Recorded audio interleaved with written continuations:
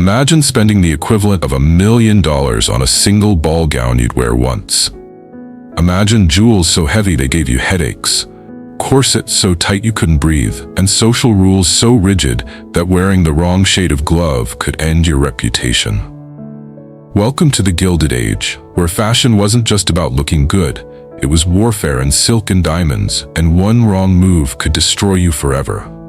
The year is 1873, and America's newly minted millionaires are facing a crisis that money alone cannot solve. The Astors, the Vanderbilts, the Carnegies, they've conquered steel, railroads, and oil, amassing fortunes that would make European royalty blush. But here's the problem. Europe doesn't care. To the aristocrats of London and Paris, these American tycoons are nothing more than vulgar nouveau rich, jumping up from dirt with their grubby hands still stained with coal dust and ambition. The old money families of New York, the ones who could trace their lineage back to the Dutch settlers, agreed wholeheartedly. So what's a newly rich American to do when you can buy everything except the one thing you desperately want: respect? You dress for it. You drape yourself in such spectacular excess that even your enemies have to look. Caroline Astor understood this better than anyone. Mrs. Astor, as she was known, never Caroline, always Mrs. Astor, was the undisputed queen of New York society, and she wielded fashion like a scepter.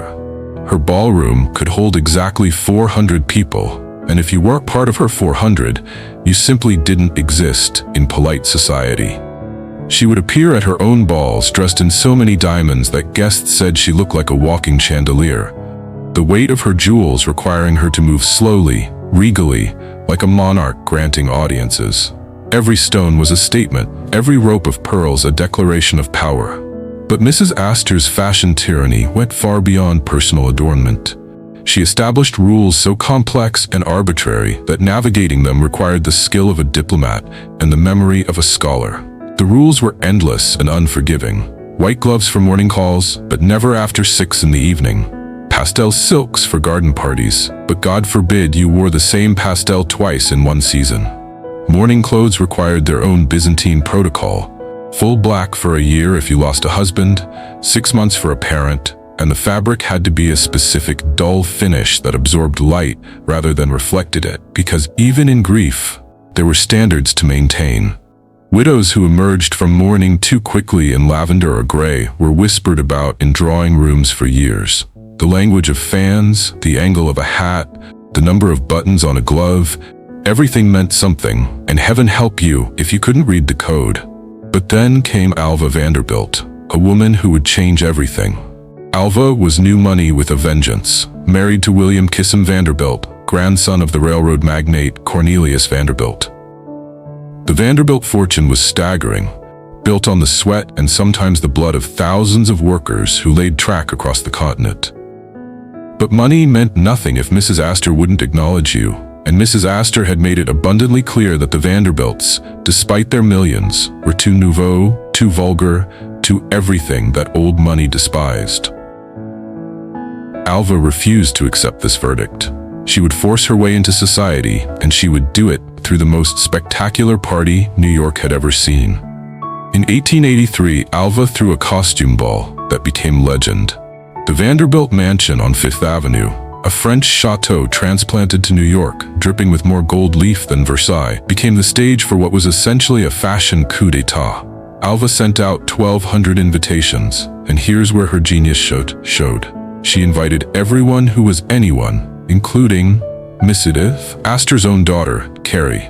Young Carrie and her friends had been practicing a special quadrille for weeks, an elaborate dance they were dying to perform. But there was one problem. Carrie Astor hadn't received an invitation. The reason? Mrs. Astor had never formally called upon Mrs. Vanderbilt, and one simply didn't invite someone to one's home without a prior social connection. It was one of those unwritten rules that governed everything. Caroline Astor was trapped by her own system. Her daughter was in tears, desperate to attend the ball and perform the quadrille she'd worked so hard on. The entire city was buzzing about the costumes, the decorations, the sheer scale of Vanderbilt ambition. Finally, Mrs. Astor had to choose between her pride and her daughter's happiness. She ordered her carriage, put on her calling dress, and made the formal visit to Mrs. Vanderbilt. In that moment, in the time it took to leave a calling card on a silver tray, the old guard surrendered to the new. The invitation was immediately sent, and the Vanderbilts had won. The ball itself was beyond anything New York had seen. Alva dressed as a Venetian princess in a gown that reportedly cost $30,000, over $1 million in today's money, covered in embroidered peacocks and dripping with jewels. Her sister-in-law dressed as Electric Light, a costume covered in batteries and light bulbs, because even fashion had to acknowledge the modern age that was creating these fortunes. Guests came as Tudor queens, as French courtiers, as Egyptian pharaohs, each costume more elaborate and expensive than the last. One woman wore a taxidermied cat on her head. Another came dressed as a hornet, her gown's train carried by attendants dressed as her stings. The excess was intentional, calculated, and completely unstoppable. After that night, the arms race began in earnest. If the Vanderbilts could force their way into society through spectacle, then everyone else would have to match them or be left behind. The fashion industry, previously a small concern of dressmakers and tailors, exploded into something massive and hungry.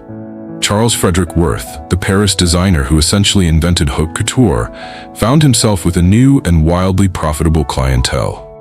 American heiresses flocked to Paris, spending fortunes on Worth gowns that required multiple fittings, used fabrics woven specifically for them, and took teams of seamstresses months to complete.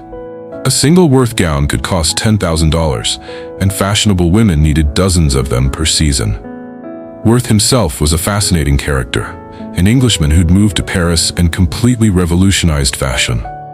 Before Worth, dressmakers were essentially servants who executed their clients' wishes. Worth changed that dynamic entirely. He was an artist, a creator, and his clients came to him as supplicants seeking his vision. He would decide what they should wear, not the other way around. This shift in power dynamics appealed enormously to wealthy Americans who understood that true luxury meant having someone else tell you what was fashionable. Worth's atelier on the Rue de la Paix became a pilgrimage site for American millionaires. Women would spend weeks in Paris, sitting through fittings, watching fabrics being draped on their bodies, submitting to the master's vision. The experience itself was part of the luxury. The time spent, the attention received, the knowledge that you were wearing something no one else could replicate. Worth understood his American clients perfectly. He gave them grandeur, spectacle, and unmistakable luxury. His gowns used yards and yards of the finest fabrics, were covered in elaborate embroidery, and incorporated the latest technical innovations. He was among the first to use synthetic dyes, which created colors never seen before in nature, brilliant magentas and electric blues that made women stand out in any crowd. He understood that American women wanted to be noticed, wanted to make Europeans gasp, wanted their wealth to be visible from across a ballroom. European aristocratic women might prefer subtle elegance, but American millionaires wanted impact, and Worth delivered it by the literal ton. The quantities were staggering. A society woman was expected to change clothes 5, 6, sometimes 7 times a day. There was the morning dress for breakfast, the walking dress for promenades, the afternoon dress for calls, the tea gown for receiving visitors, the dinner dress, and the ball gown for evening entertainment. Each of these required different accessories, different jewels, different gloves, different shoes. The waste was spectacular and intentional. You couldn't be seen in the same gown twice in the same season. It would suggest you couldn't afford new clothes, which was social death. So gowns were worn once, maybe twice, then discarded, or given to servants who could hardly believe their luck at receiving a dress worth more than they'd earn in a lifetime. But the servants couldn't actually wear these cast-off gowns in public. Society had rules about that too. A servant wearing her mistress's discarded Worth gown to church would be recognized immediately, and both servant and mistress would face social consequences. The servant for presumption, the mistress for lack of control over her household. So these magnificent garments often ended up cut down, remade into simpler clothes, or sold to second-hand dealers who catered to middle-class women desperate for a taste of high fashion.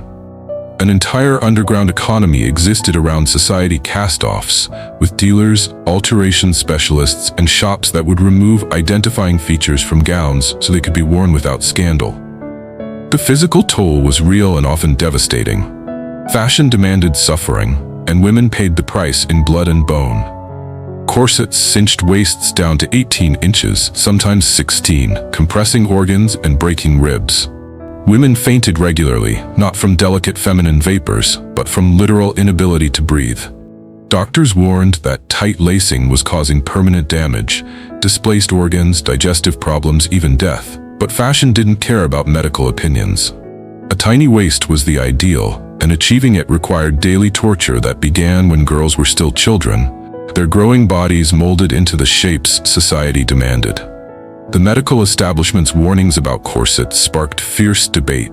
Some doctors published detailed anatomical drawings showing how corsets displaced the liver, compressed the lungs, and deformed the rib cage. Others argued that properly fitted corsets were harmless and even beneficial for posture. The debate raged in medical journals and popular magazines, but fashion won every time. Women who loosened their corsets or adopted the more comfortable, reform dress were mocked as frumpy, unfeminine, and worst of all, poor. Because if you couldn't afford to be impractical, if you needed to breathe deeply because you actually worked for a living, then clearly you weren't part of society. Suffering became a class marker, proof that you were wealthy enough to be useless. The weight of the clothing itself was crushing. A full evening ensemble could weigh 30 pounds or more.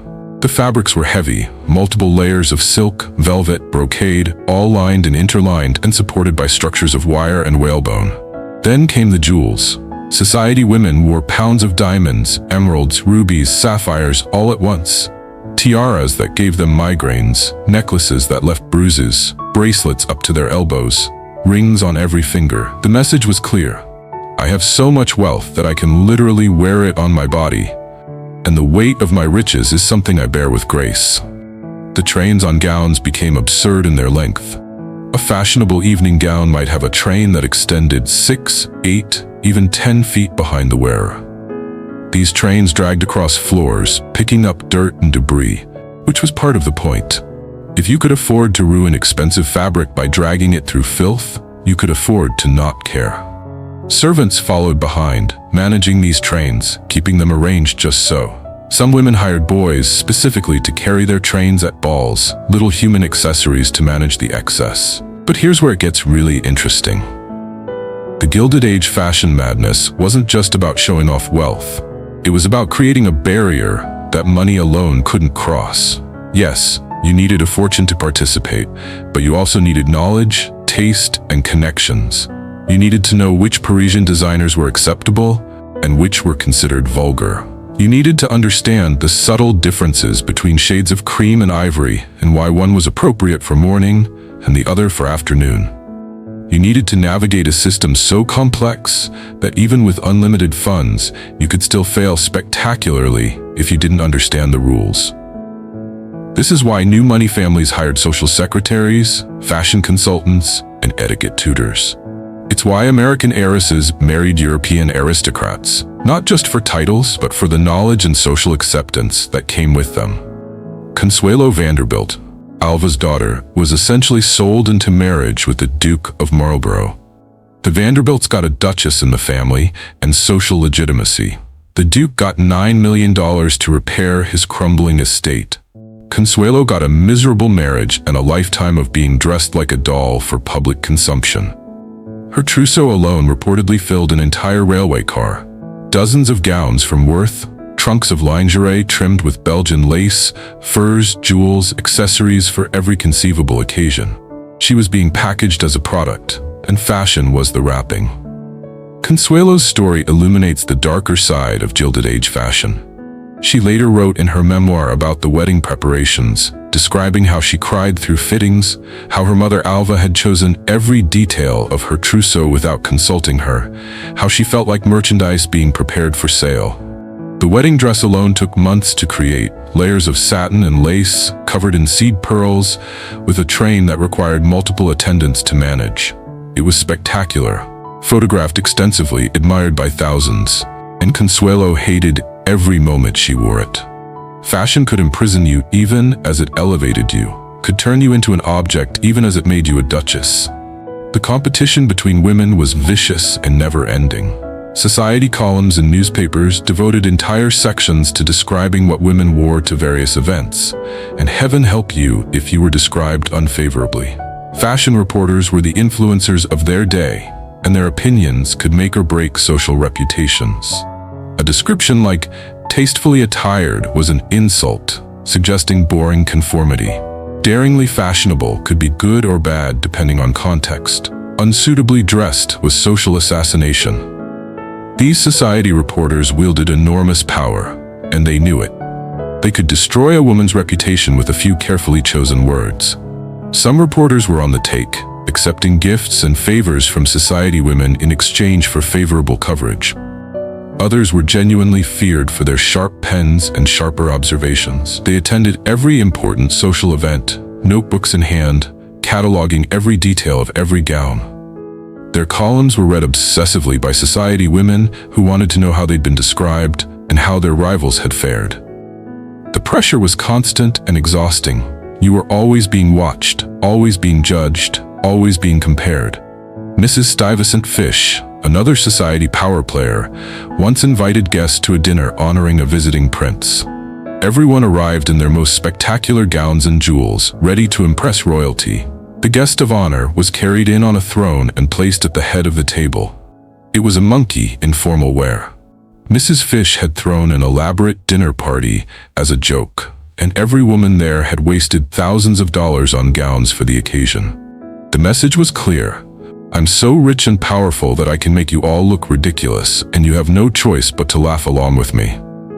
Mamie Fish, as she was known to intimates, represented a new type of society woman. She was bored by the formality and stuffiness of Mrs. Astor's era and used fashion and spectacle to inject chaos and humor into society. She threw Egyptian-themed parties where guests dressed as pharaohs and pyramids. She hosted dinners where everyone had to come dressed as babies. She once threw a party where all the guests were required to wear swimsuits in January and served only breakfast foods at midnight. Her fashion choices were deliberately outrageous, designed to shock and entertain. She wore bizarre hats covered in fruit or birds or entire miniature scenes. She paired colors that shouldn't work together. She broke rules gleefully and got away with it because she was rich enough and confident enough to make her rule-breaking seem like innovation rather than ignorance. The men weren't exempt from this fashion tyranny, though their battle was fought with more subtlety. Gilded Age men's fashion demanded perfection in tailoring and quality. A gentleman needed multiple suits for different times of day and different occasions. Morning coats, frock coats, dinner jackets, tailcoats for white tie events. The fabrics had to be the finest wools from England, the tailoring had to be perfect, and any visible wear or aging of garments was unacceptable. Men's fashion also included elaborate accessories, pocket watches on gold chains, tie pins set with precious stones, walking sticks with carved ivory handles, top hats made from silk that cost more than a working man's monthly wage.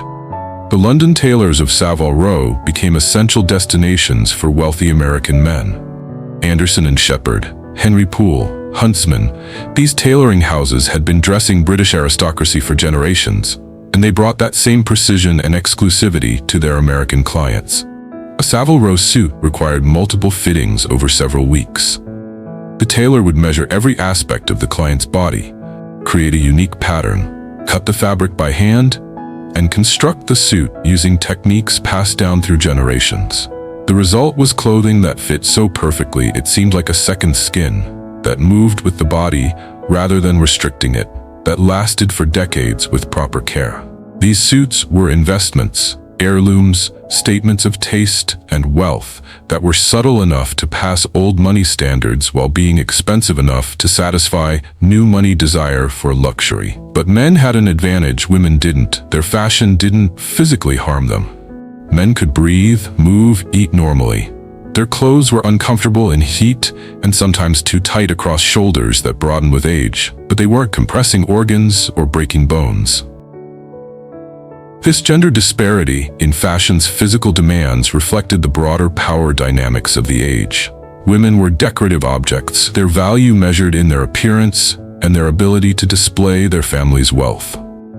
Men were actors in the world, and while they had to look the part, they also had to function. Men's fashion did have its own competitive elements, though they were expressed differently. While women competed through obvious displays of wealth and novelty, men competed through subtle markers of quality and taste. The texture of a fabric, the precision of a collar, the perfect knot of a cravat, these details signaled membership in the club of those who knew. A man wearing an obviously expensive but poorly fitted suit marked himself as nouveau rich, trying too hard. A man in a perfectly tailored but understated suit from the right London tailor announced himself as someone who understood true quality. It was a quieter form of warfare, but warfare nonetheless. The rise of department stores changed the fashion game entirely. Stores like Macy's in New York and Marshall Field's in Chicago brought fashion to a broader audience, creating a middle-class aspiration to dress like the wealthy. These stores were palaces of consumption, designed to overwhelm and seduce.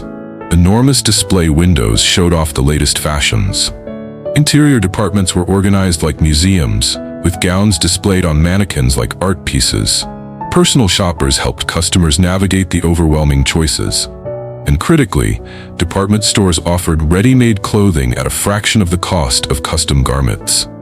Marshall Field's in Chicago became particularly legendary, with its grand atrium, its motto "Give the lady what she wants," and its revolutionary customer service policies.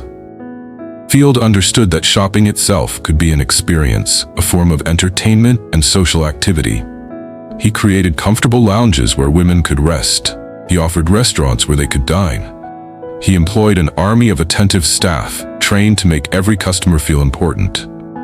And most innovatively, he offered a liberal return policy, something unheard of at the time. If you didn't like something, you could bring it back. This single policy transformed shopping from a risky transaction into a leisure activity. Women could buy freely, knowing they could change their minds. This terrified the upper class. If anyone could buy fashionable clothes, how would the elite distinguish themselves? The answer was to push even further into excess and exclusivity. Worth gowns became more elaborate, more expensive, more impossible to copy. Society women began commissioning one-of-a-kind designs, ensuring that no one else could ever wear the same thing. The focus shifted from just having expensive clothes to having unique, irreplaceable pieces that announced their wearer as beyond mere wealth, as having taste, connections, and social power that money alone couldn't buy. The concept of the Paris original became crucial. A dress purchased directly from a Parisian couture house came with a guarantee of exclusivity and quality that ready-made clothing could never match. These dresses arrived with elaborate labels sewn inside, announcing their provenance. Society women would casually mention where their gowns came from, dropping designer names as proof of their sophistication and wealth. Wearing a Worth original to a ball where another woman wore a department store copy was a victory, visible proof of superior resources and taste. The copies might look similar to the untrained eye, but those who knew, and in society, everyone who mattered knew, could spot the difference immediately. Jewelry became equally insane. The great jewelry houses, Tiffany in New York, Cartier in Paris, created pieces specifically for American millionaires who wanted to outshine European aristocracy. The American industrial barons might lack titles and pedigree, but they could afford diamonds the size of walnuts. The famous Tiffany diamond, a massive yellow diamond weighing over 100 carats, was discovered and cut during this era, a symbol of American ambition and excess. Women collected jewelry like weapons, each piece a statement of power and wealth. The jewelry of the Gilded Age deserves its own catalog of excess.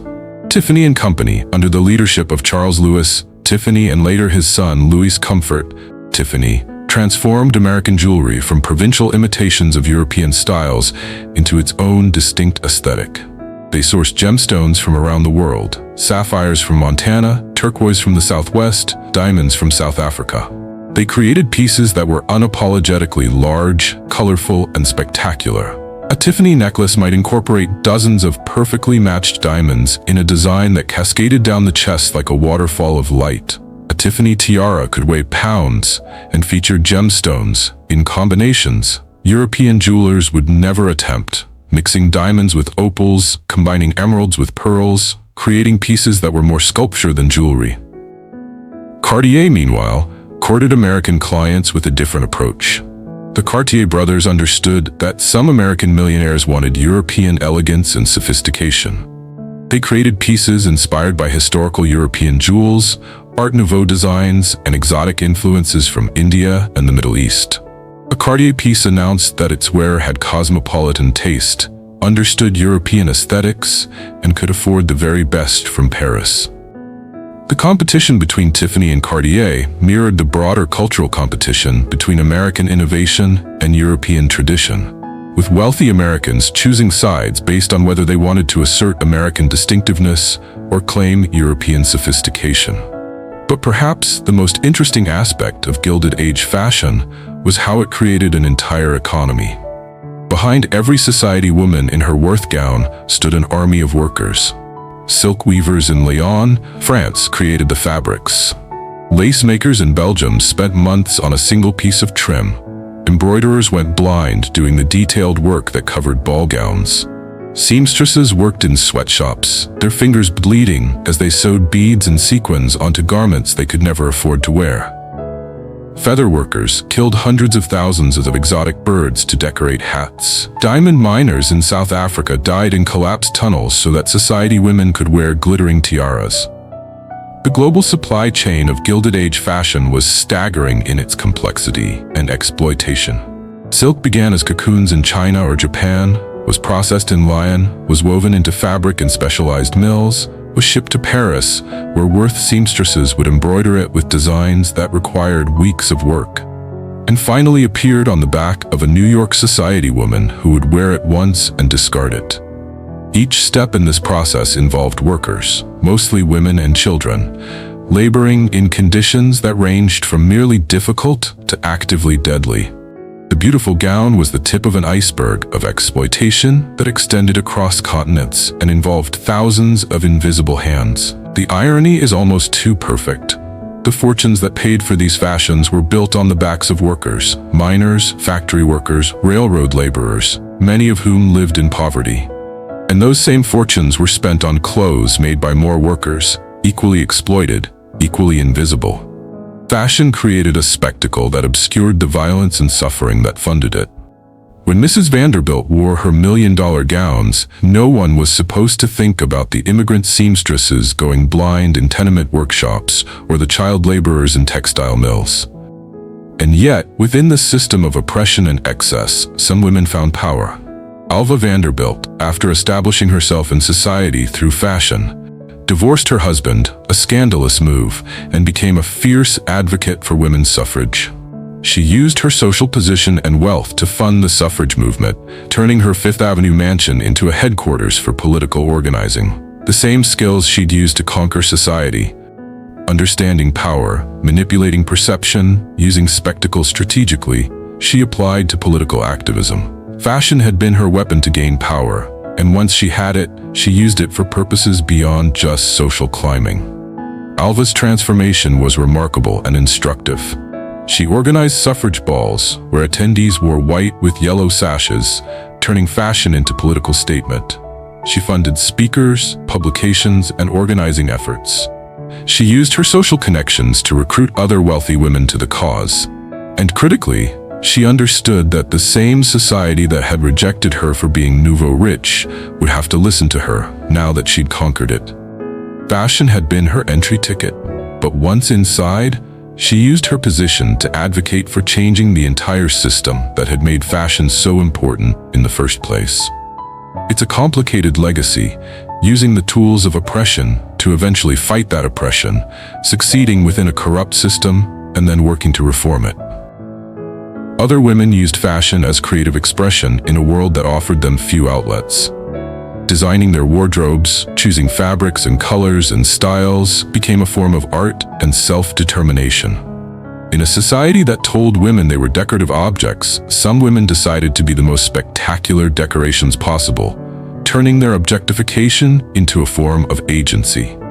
It's complicated and problematic and human, taking the tools of oppression and trying to forge something like freedom from them. Some women became genuine fashion innovators, pushing boundaries and influencing trends beyond just following them. Elsie de Wolfe, who would later become America's first professional interior decorator, used fashion to establish her distinctive personal brand. She wore pants decades before it was acceptable, cut her hair short, and created a style that was uniquely hers.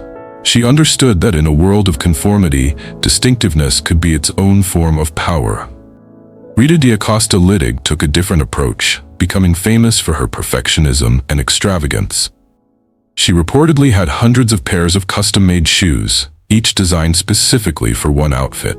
She would commission gowns from multiple designers and then choose the one that pleased her most, paying for all of them. Her fashion choices became art projects, exercises in pursuing beauty and perfection regardless of cost.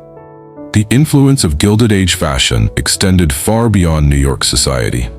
American money was flooding Europe, propping up decaying aristocracies, funding art and architecture, and changing the global fashion industry. The influence of Gilded Age fashion extended far beyond New York society. American money was flooding Europe, propping up decaying aristocracies, funding art and architecture, and changing the global fashion industry. Paris couture houses became dependent on American clients. European aristocrats began copying American fashion innovations, the simpler, more practical styles that American women sometimes preferred, the willingness to break old rules and create new ones. The rigid European class system, which had held for centuries, was beginning to crack under the pressure of American money and American disregard for tradition. This transatlantic fashion exchange transformed both continents. American money saved European luxury industries that were struggling as old aristocratic families lost their wealth. The great couture houses, the jewelry makers, the luxury goods manufacturers, they all survived and thrived because of American clients willing to pay premium prices. But Americans also brought their own sensibilities, their impatience with outdated rules, their pragmatism mixed with their desire for spectacle. This combination created new fashion possibilities that neither continent would have developed alone. The modern fashion industry, with its mix of European craftsmanship and American commercialism, was born in this Gilded Age exchange. The House of Worth wasn't the only Parisian establishment benefiting from American gold. Jacques Doucet, known for his romantic, feminine designs incorporating antique laces and delicate embroideries, found American clients eager for his softer aesthetic. The Calotte Sœurs, three sisters who specialized in elaborate evening gowns with Oriental influences, dressed American society women who wanted something more exotic than traditional European elegance. Jeanne Pacon became the first woman to achieve international fame as a couturier, and her innovative use of fur trimmings and her theatrical presentation style appealed enormously to Americans who appreciated showmanship alongside craftsmanship. These designers understood that American clients represented not just wealth, but a different type of customer entirely. European aristocratic women often wore gowns for multiple seasons, had them altered and updated, treated clothing as investments to be maintained. American millionaires treated fashion as disposable spectacle, which meant higher volume and higher profits. A Parisian couturier could make more from a dozen American clients than from 50 European aristocrats, and they structured their businesses accordingly.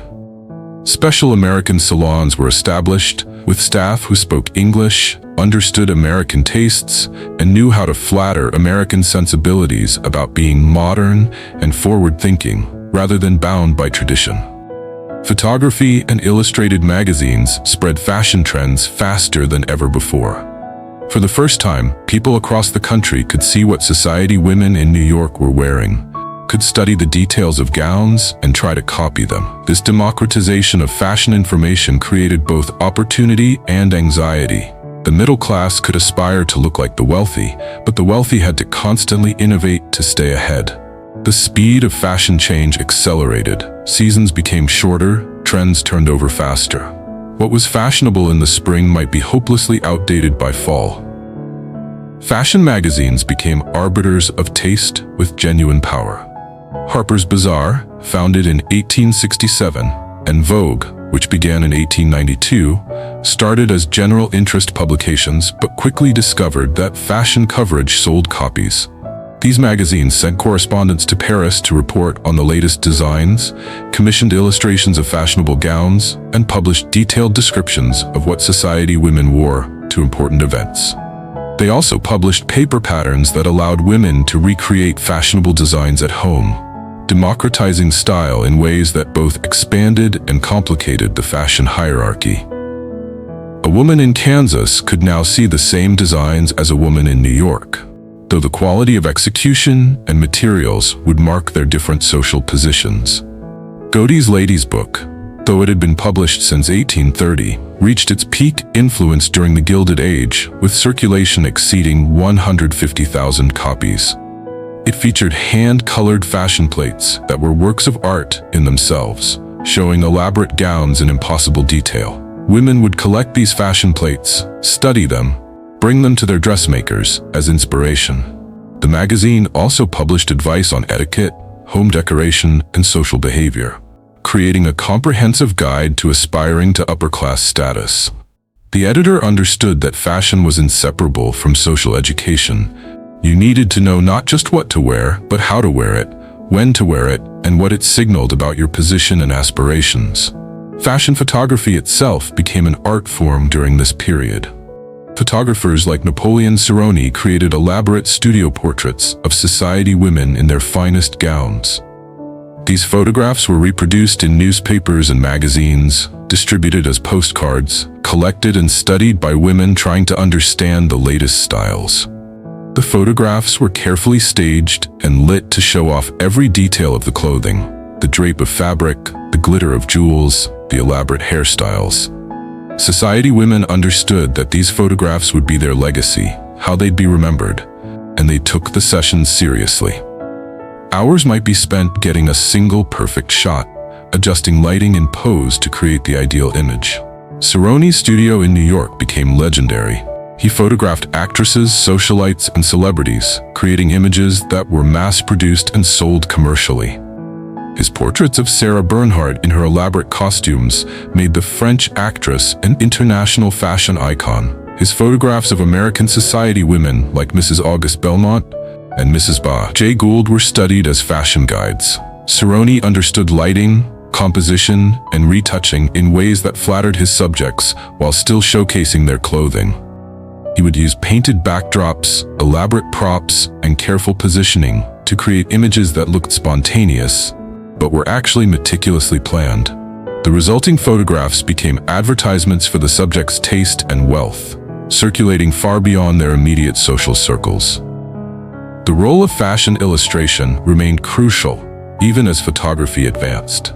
Fashion plates, hand-colored illustrations showing the latest styles, required artists with specific skills. They needed to understand how fabric draped, how the body moved, how light played on different textures. The best fashion illustrators commanded high fees and became celebrities in their own right. These illustrations appeared not just in magazines but on trade cards, calendars, and advertising materials. They shaped public perception of what fashionable meant, creating idealized visions that real women tried to approximate in their own clothing choices. The environmental cost of this fashion madness was catastrophic. Entire species of birds were driven to extinction for hat feathers. Egrets, herons, birds of paradise, millions killed so their plumage could decorate women's heads. The fur trade exploded, with seals, foxes, chinchillas, and other animals slaughtered in vast numbers. Whales were hunted nearly to extinction for the baleen used in corsets and the whale oil used in cosmetics. The textile industry polluted rivers with dyes and chemicals. Fast fashion, in a sense, was invented during the Gilded Age. This idea that clothes were disposable, that you could wear something once and discard it, that the environmental and human cost didn't matter as long as you looked fashionable. The feather trade specifically became so destructive that it sparked one of America's first environmental movements. Conservationists were horrified by the slaughter of millions of birds for the millinery industry. Entire rookeries of egrets and herons were wiped out during breeding season when the bird's plumage was most desirable. The birds were shot, their feathers stripped, and their bodies left to rot while their chicks starved in nests. The fashion industry consumed beauty to create beauty, destroying the natural world to adorn the human one. Eventually, legislation like the Migratory Bird Treaty Act would restrict the feather trade, but not before enormous damage had been done. The Audubon Society, founded in 1886 by George Bird Grinnell, made stopping the feather trade one of its primary missions. They published horrifying accounts of the slaughter, photographs of decimated rookeries, and economic analyses showing that the fashion industry was destroying bird populations faster than they could reproduce. They lobbied for legislation, organized boycotts of millinery shops that sold feathered hats, and recruited prominent women to publicly reject feathered fashion. The movement was controversial, fashion was big business, and milliners fought back hard against restrictions. But eventually, public opinion shifted as people realized that fashion trends were literally causing extinction. The hat industry during the Gilded Age was massive and elaborate. A fashionable woman might own dozens of hats, each designed for specific occasions and outfits. Hats grew increasingly large and elaborate, culminating in the massive picture hats of the early 1900s that could measure 2 feet across. These enormous hats were covered in flowers, ribbons, lace, and yes, feathers and entire taxidermied birds. Some hats featured stuffed hummingbirds, others entire bird wings, still others had multiple species arranged in elaborate tableaus. The hats were so large and heavy, they had to be secured with long hat pins that were essentially weapons. There are documented cases of hat pins being used for self-defense, and also of people being accidentally injured by them in crowds. Reformers began pushing back against the tyranny of fashion. The Rational Dress Society argued that women's clothing should be comfortable, practical, and not injurious to health. They advocated for looser clothing, simpler designs, the abolition of corsets. They were mocked mercilessly. Fashion magazines ran cartoons depicting rational dress advocates as mannish and unattractive. Society women laughed at the idea of choosing comfort over style. The message was clear: suffering was the price of beauty, and real women were willing to pay it. But the rational dress reformers persisted, and they were joined by doctors, physical educators, and feminists who saw fashion as a mechanism of women's oppression. They published pamphlets showing the medical damage caused by corsets. They organized exhibitions featuring reformed clothing that was both attractive and practical. They gave lectures arguing that women's restricted clothing symbolized their restricted lives, that you couldn't have true freedom of movement, thought, or action when you were literally tied up in whalebone and unable to breathe. Some reformers connected dress reform directly to women's suffrage, arguing that physical freedom was necessary for political freedom. Dr. Mary Walker, the Civil War surgeon and Medal of Honor recipient, became a prominent advocate for dress reform. She wore trousers publicly, was arrested multiple times for wearing men's clothing, and argued passionately that women's health depended on abandoning restrictive fashions. Amelia Bloomer, whose name became attached to the loose trousers she advocated, published a newspaper called The Lily that promoted dress reform alongside women's rights. These women faced ridicule, social ostracism, and sometimes violence for their clothing choices. But they persisted because they understood that fashion was fundamentally political, that control over women's bodies through clothing was part of a larger system of control over women's lives. But slowly things began to change. The bicycle craze of the 1890s forced fashion to adapt. Women couldn't ride bicycles in enormous skirts and corsets. Bloomers and divided skirts became acceptable for athletic activities. Women began to demand clothing they could actually move in. The Gibson girl look that dominated the turn of the century was still corseted and idealized, but it suggested a more active, athletic woman. Fashion was beginning to acknowledge that women had bodies that did things beyond just looking pretty. The bicycle specifically deserves credit for revolutionizing women's fashion. When bicycles became popular in the 1890s, women discovered they wanted to participate in this new recreation. But riding a bicycle in a full-length skirt with a tight corset was impossible. The skirts would catch in the wheels, the corsets prevented the necessary bending and breathing, and the whole enterprise was dangerous and uncomfortable. So women began wearing bloomers, loose pants that gathered at the knee, and shorter skirts. They loosened their corsets or discarded them entirely for bicycle rides. And having experienced comfort and freedom of movement, many women were reluctant to return to their previous restrictions. The bicycle gave women a taste of physical freedom, and that taste was addictive. Bicycle clubs became social phenomena, with groups of women cycling together through parks and city streets. This required not just functional clothing, but also gave women legitimate reasons to be in public spaces without male escorts, to travel independently, to build physical strength. The bicycle was revolutionary in multiple ways. It was transportation, recreation, and inadvertent feminist activism all at once. Clothing manufacturers responded by creating specialized cycling costumes that attempted to maintain some semblance of fashion while acknowledging practical needs. These compromises, shorter skirts, divided skirts, specially designed corsets that allowed some bending, represented the beginning of the end for the most extreme Gilded Age fashions. The sports and leisure activities of the wealthy also drove fashion change. Tennis, sailing, horseback riding, these required specialized clothing that at least nodded toward functionality. Resort wear became a category of its own, with different requirements for Newport versus Palm Beach versus the Adirondacks.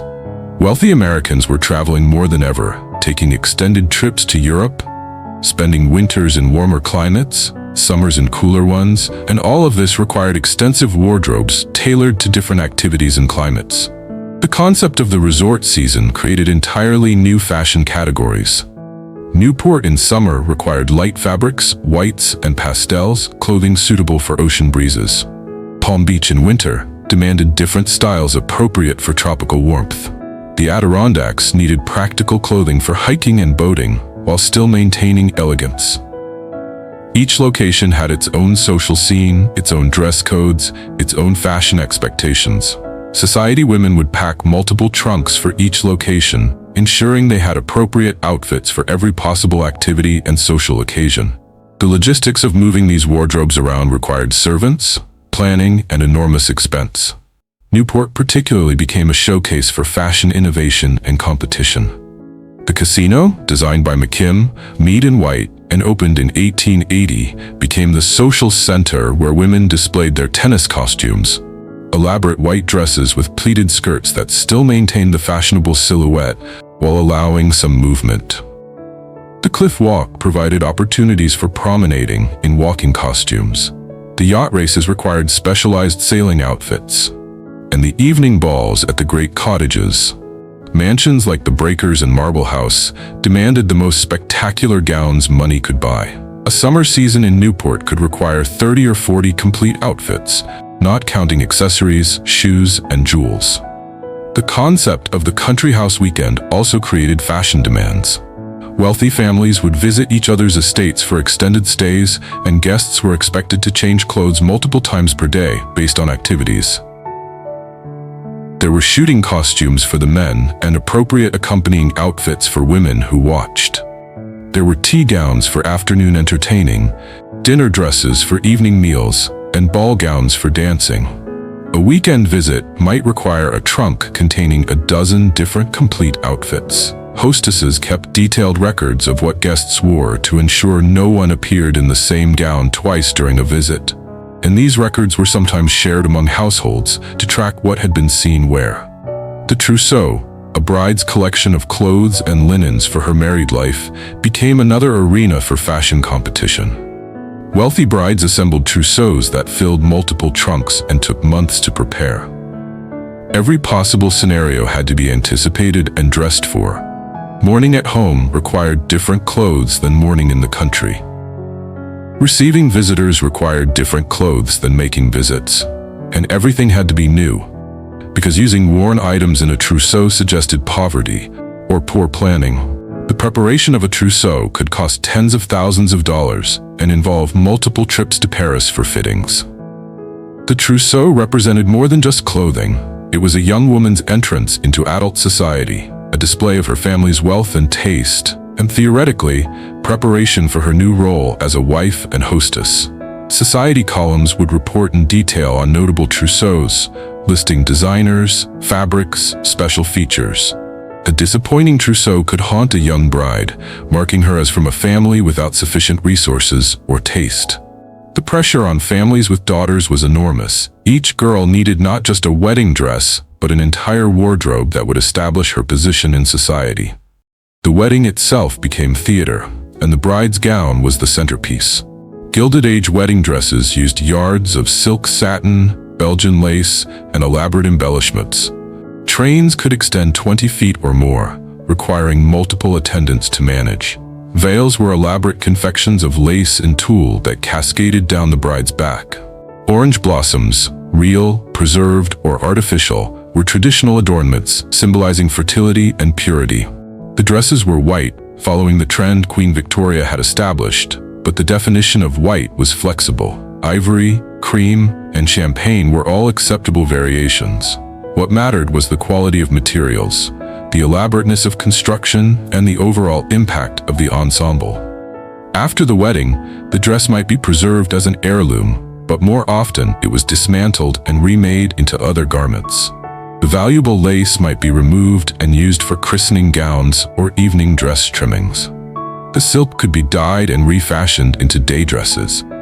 Nothing of value was truly wasted, even in families that could afford waste, because the materials themselves were precious and reusable. This practice of repurposing expensive fabrics existed alongside the disposable approach to fashion, a contradiction that characterized much of Gilded Age life.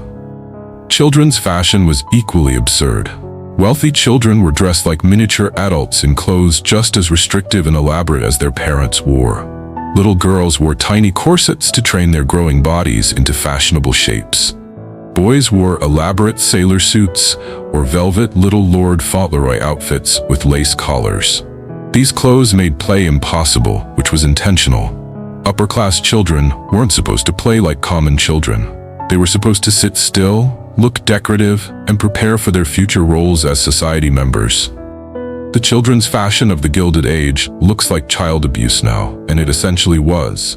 Bodies constrained, movement restricted, childhood sacrificed to fashion. The photographs of Gilded Age children are particularly poignant. They stand stiffly in their elaborate clothes, looking uncomfortable and unhappy. Little boys of 5 or 6 in suits with starched collars and tight shoes. Little girls in miniature ball gowns with trains, their hair elaborately curled and styled, their expressions solemn. These children were being trained from birth that appearance mattered more than comfort, that conformity to social expectations trumped individual needs, that their bodies existed to display their family's wealth and status. It was training for their adult roles, and it was oppressive. Little Lord Fauntleroy suits, inspired by Frances Hodgson Burnett's novel published in 1886, became a particular plague upon young boys. These velvet suits with lace collars and knee breeches were considered adorable by mothers and humiliating by sons who had to wear them. The suits were impractical, expensive, and marked boys as belonging to wealthy families. They also represented anxieties about masculinity. The elaborate, feminine styling of young boys reflected Victorian beliefs about childhood innocence, while also setting up conflicts about gender expectations as boys grew older and needed to transition to more masculine attire. Girls' fashion trained them for their future corsets by introducing body modification early. Young girls wore training corsets that were supposedly gentler than adult versions but still restricted movement and shaped growing bodies. Their dresses had multiple petticoats that had to be managed, teaching girls from early ages to be conscious of their clothing and how it moved. Hair was curled laboriously, either through uncomfortable overnight curling papers or heated tongues that could burn if carelessly applied. Young girls were taught to sit still, to walk gracefully despite restrictive clothing, to value appearance over comfort. It was education for their future roles as decorative objects in society. The servant class that made all this fashion possible was enormous and mostly invisible. A wealthy household employed dozens of servants, many of whom were dedicated to maintaining wardrobes. Ladies' maids spent hours dressing their mistresses, managing the dozens of hooks, buttons, and laces that fastened elaborate gowns. They maintained jewelry collections, organized massive wardrobes, packed trunks for travel, and kept meticulous records of what had been worn when to avoid repetition. Below stairs, laundresses washed and starched the endless linens, and specialized workers maintained furs, brushed velvet, and cleaned delicate embroidery. The fashion of one wealthy woman required the labor of many working women. The lady's maid position was particularly interesting. These women had intimate knowledge of their mistresses' bodies and lives. They saw the bruises from tight corsets, heard the complaints about uncomfortable clothing, witnessed the anxiety before social events. They were confidantes and co-conspirators, helping their mistresses achieve the appearance society demanded.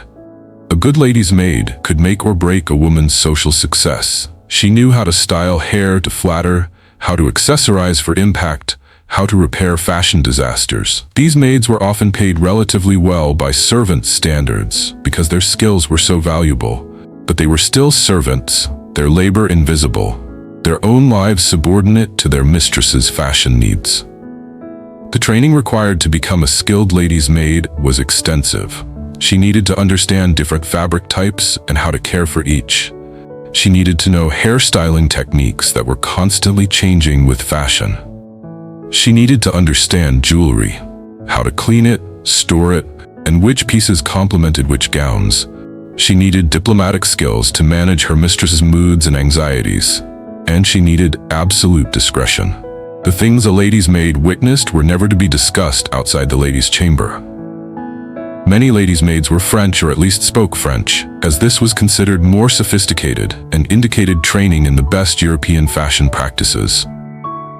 The laundry work alone was staggering. Elaborate gowns couldn't be cleaned in ordinary ways. They required specialized techniques to protect delicate fabrics and embellishments. Some items had to be carefully taken apart, cleaned piece by piece, and reassembled. White gloves were worn once and then cleaned or discarded. The endless stream of linens, sheets, tablecloths, napkins, undergarments required washing, starching, and pressing. Irons were heated on stoves, making laundry rooms unbearably hot. The physical labor was brutal, and laundresses often suffered from damaged hands and respiratory problems from the steam and chemicals used in cleaning. As the Gilded Age progressed into the early 20th century, fashion began to shift in response to changing social realities. The reformers were gaining ground, and women were increasingly demanding rights, education, and the ability to participate in public life beyond just society functions. The practical realities of women entering workplaces and universities meant fashion had to accommodate movement and function. World War I would finally break the grip of Victorian and Gilded Age fashion, as women took on work formerly done by men and discovered they couldn't do it in corsets and floor-length skirts. The transition wasn't sudden but gradual. Paul Poiret, the Paris designer who rose to prominence in the early 1900s, began eliminating corsets from his designs and introducing higher waistlines inspired by ancient Greek and Asian clothing.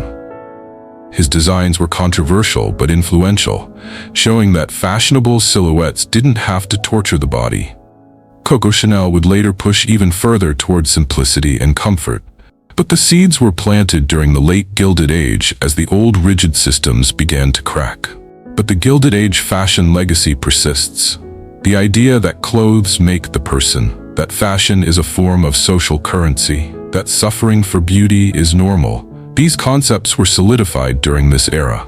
The fashion industry's structure, the dominance of Paris and later New York and Milan, the seasonal shows, the hierarchy of designers and houses, the connection between haute couture and ready-to-wear, was established during the Gilded Age. The celebrity culture around fashion, the breathless coverage of what rich and famous people wear, the idea that fashion is newsworthy, all of this has roots in Gilded Age society pages and their obsessive documentation of who wore what. The modern fashion industry still operates on principles established during the Gilded Age. The idea of seasonal collections, the spring, summer, and fall winter shows, the preview of designs months before they are available for purchase. All of this comes from the Gilded Age practice of Parisian designers creating new collections each season for their wealthy clients. The fashion show itself, with models walking runways to display designs, evolved from private presentations in couture houses where wealthy clients would watch house models display the latest designs. The modern practice of fashion magazines featuring elaborate photo shoots and celebrity coverage descends directly from Gilded Age society pages and fashion photography. Even the concept of the fashion capital comes from this era. Paris established itself as the undisputed center of fashion during the Gilded Age, a position it maintained until World War II shifted some power to New York. The system of haute couture, with its strict rules and hierarchy, was formalized during this period. The relationship between high fashion and mass market, where expensive originals are copied and adapted for broader audiences, was established when department stores began selling cheaper versions of Paris designs. The entire structure of how fashion works today, how trends are created, disseminated, and commercialized, has its roots in Gilded Age innovations and practices. The environmental devastation continues too. Fast fashion has accelerated the Gilded Age's disposable approach to clothing. We don't wear things once and throw them away because we fear being seen in the same outfit twice. We do it because clothes are so cheap we can afford to treat them as disposable. But the cost is still paid by workers in sweatshops and by an environment drowning in textile waste. The Gilded Age taught us to separate the beauty of fashion from the ugliness of its production, and we've never quite unlearned that lesson. The parallels between Gilded Age fashion and modern fast fashion are striking and disturbing. Then, wealthy women bought dozens of expensive gowns per season and wore them once. Now, average consumers buy dozens of cheap items per season and wear them a few times before discarding them. The scale is different, but the disposability is the same. Then, the environmental cost was millions of birds slaughtered for feathers and rivers polluted by textile dyes. Now, it's microplastics filling the ocean and mountains of textile waste in landfills. Then the human cost was seamstresses going blind in tenement sweatshops. Now it's garment workers in Bangladesh and Vietnam laboring for poverty wages in dangerous conditions. The Gilded Age invented fast fashion's essential logic, that clothing is disposable, that fashion matters more than sustainability or ethics, that someone else will always pay the cost. When you look at photographs from the Gilded Age, those stiff, formal portraits of women in elaborate gowns, dripping with jewels, standing in palatial rooms, it's easy to see them as exotic, as creatures from another world. But they were humans caught in a system that valued them primarily for their ability to display wealth. Their clothes were their prison and their power, their suffering and their status. They couldn't breathe properly, couldn't move freely, couldn't eat normal meals because their corsets didn't allow it. They spent hours every day being dressed and undressed, maintained like expensive objects. And yet within those constraints, they fought for power, carved out spaces for creativity and agency, and sometimes used their positions to advocate for change. The Gilded Age was called gilded for a reason. Shiny and golden on the surface, but cheap metal underneath. The fashion was spectacular. The gowns were works of art. The jewels were breathtaking. But underneath the beauty was exploitation, suffering, and a value system that measured human worth in dollars and fabric and social access. Fashion fueled the status madness because fashion was perfect for the purpose. Visible, quantifiable, and endlessly competitive. You could always spend more, always be more elaborate, always try to outshine your rivals. There was no limit to the excess because there was no limit to the insecurity driving it. And here's the final irony. All those magnificent gowns, those worth creations that cost fortunes and took months to make, most of them no longer exist. Silk deteriorates, fabrics crumble, clothes worn once and discarded ended up in attics where they rotted away. The museums have preserved a few pieces, but the vast majority of Gilded Age fashion is gone. Dust and memory. All that money, all that suffering, all that competition, and what remains? Some photographs, some stories, and the lessons we've failed to learn about the real cost of fashion and the hollow promises of status. The few surviving Gilded Age garments in museum collections are treated as precious artifacts now. Carefully preserved in climate-controlled conditions, displayed behind glass, handled only with gloves. They're studied by fashion historians, admired by museum visitors, reproduced in costume dramas.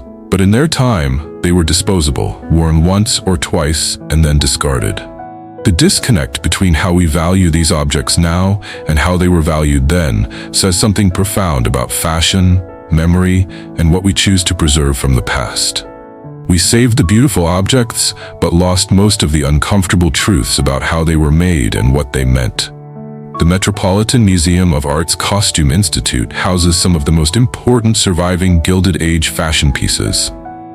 Walking through those galleries, seeing the elaborate gowns behind glass, you can still sense the weight they imposed on their wearers. You can see the tiny waists that required organs to be compressed, the heavy fabrics that restricted movement, the elaborate trims that took months of labor to create. Each piece is beautiful and horrifying at once. Art created through suffering, beauty built on exploitation, objects that simultaneously elevated and imprisoned the women who wore them.